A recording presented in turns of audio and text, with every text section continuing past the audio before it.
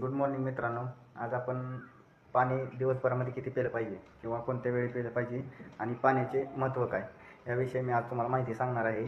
तर आपण दिवसभरामध्ये पाणी कमीत कमी 3 ते 4 लिटर प्यायलं पाहिजे. म्हणजे ज्यांचं वजन 20 किलो आहे त्यांच्यासाठी 1 लिटर पाणी प्यायचं आहे. मग 20 किलो वजन 20 + 20 + 20 असं तुमचं 80 किलो वजन असेल तर तुम्ही 4 लिटर पाणी पिणं गरजेचं आहे. 4 लिटरच्या प्लस पाणी पिणं गरजेचं आहे. पण आपण फक्त पाणी पिऊ शकत नाही.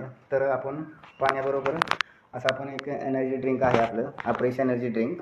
तर तुम्ही ते पाण्याबरोबर घेऊ शकता. हे आपले फ्रेश एनर्जी ड्रिंक आहे. तर ह्याचे 2 चमचे टाकायचे आहेत आणि वरून आपल्याला पाणी घ्यायचं आहे. तर पाण्याबरोबरच हे आपले डिटॉक्स शरीर पूर्ण डिटॉक्स करायला मदत करते आणि हे आज टेस्ट पण जबरदस्त आहे. तर तुम्ही अशा पद्धतीनं पण फ्रेश घेऊ शकता. दिवसभरामध्ये जास्तीत जास्त पाणी पिऊ शकता आणि बॉटलमध्ये पण आपण कॅरी करू शकतो.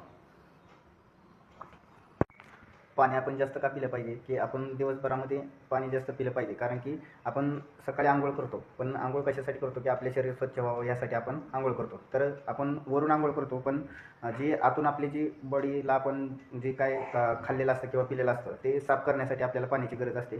तर आपण जास्तीत जास्त पाणी पिलं पाहिजे. आणि पाणी फ्रीमध्ये आहे तरी पण आपण जास्तीत जास्त पाणी पित नाही आहे. तर आपण पाण्याचा पिणं जास्त गरजेचं आहे. थँक्यू. आणि हे पाणी आपल्याला दिवसभरामध्ये सकाळी 6 ते संध्याकाळी 6 या दरम्यानच प्यायचं आहे. रात्री उशिरा जास्त पाणी प्यायचं नाही आहे, कारण की आपल्याला वॉशरूमला किंवा आपली झोप मोड होऊ नये यासाठी आपण सकाळी 6 ते संध्याकाळी 6 या दरम्यानच आपली पाण्याची लेवल कंप्लीट करायची आहे. Thank you so much.